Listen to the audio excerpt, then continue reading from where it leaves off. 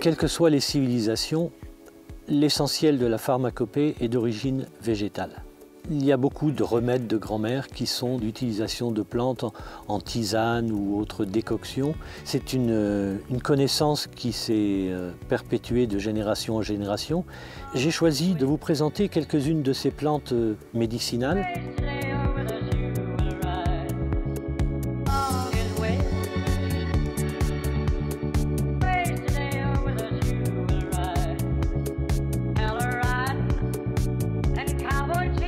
Tout le monde, ou presque, connaît le plantain, en tout cas de vue. C'est une plante très courante qui pousse sur les chemins, qui résiste même au piétinement, y compris par les véhicules. Ce qu'on ne sait pas forcément, c'est qu'elle a des vertus médicinales. La feuille a des vertus anti-inflammatoires et ça va soigner les piqûres d'insectes ou les piqûres d'orties. Et ce qui tombe bien, c'est que la plupart du temps, quand vous avez des orties, vous avez du plantain à proximité.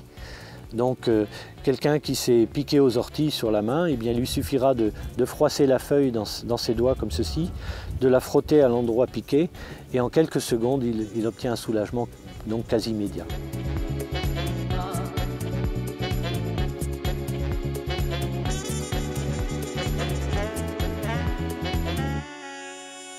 Voici maintenant une plante que je trouve personnellement très sympathique, tant par son utilisation que par son nom. Elle s'appelle Achillée ou Achillée millefeuille.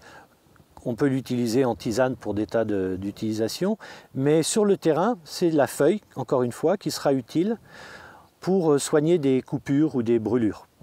Il faudra pour cela, encore une fois, la froisser, et même éventuellement la piler ou la hacher, et puis la poser sur une blessure. Elle va avoir un effet hémostatique, c'est-à-dire qu'elle va empêcher le sang de couler.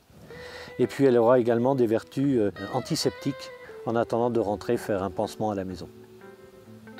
L'Achillée millefeuille est une plante rudérale, c'est une plante des bords de chemin, mais on va la trouver principalement sur les endroits plutôt secs, les endroits ensoleillés. Alors c'est une ombellifère, hein, on voit qu'elle a ses feuilles en forme d'ombrelle, en forme de petit parapluie. Il faut se méfier des ombellifères parce que vous avez dans la même famille des plantes comestibles et des plantes toxiques qui peuvent quelquefois leur ressembler énormément.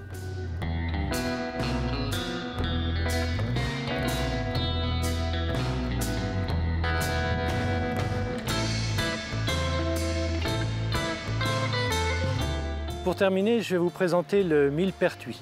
Le millepertuis, c'est une plante qui pousse comme ici sur des prairies ou au bord de chemins ensoleillés. Et ses vertus sont assez nombreuses. D'abord, pourquoi ce nom de millepertuis? Millepertuis, ça signifie 1000 trous. Or, si on regarde par transparence une feuille, on se rend compte qu'il y a plein de petits points blancs qu'on pourrait prendre pour des trous dans la feuille. Chacun de ces petits trous est une petite goutte d'huile essentielle dans l'épaisseur de la feuille. C'est cette huile essentielle qui fait du millepertuis une plante médicinale.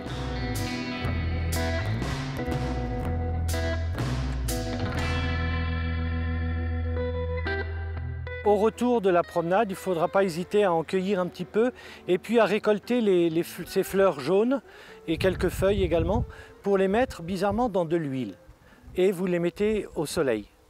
Quand l'huile vire à la couleur rouge, ça signifie que l'huile essentielle s'est diffusée dans le solvant. À ce moment-là, vous pouvez filtrer votre huile, la mettre ensuite dans une petite bouteille opaque, cette fois à l'abri de la lumière, et vous aurez une huile qui va très bien soigner les brûlures.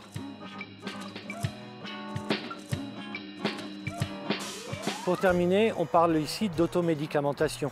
Il est bien évident que les plantes médicinales ne vont pas tout soigner et que dans l'idéal, un traitement même par les plantes, même par soi-même, devrait se faire sous contrôle médical.